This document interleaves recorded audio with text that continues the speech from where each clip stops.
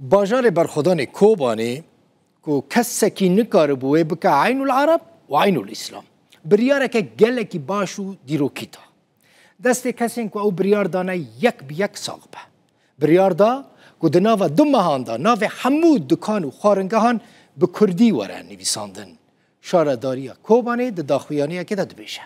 لسر پیشنیار سازی از زمان کردی انجمن شارداری کوبانی اف بریاره ویه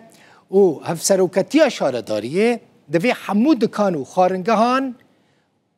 پوسترین خواه بکن زمان کردی جوان داخواست کرد اون دبینن اف زمان کردی زمان عربی نویسانده لیت کردی زمان یکم هاتیه شارداری دبیجه دوی اف بریار دناو دو ماهان دا به جی کرن و کسی که بریار بجی نکن و بین جزا کرن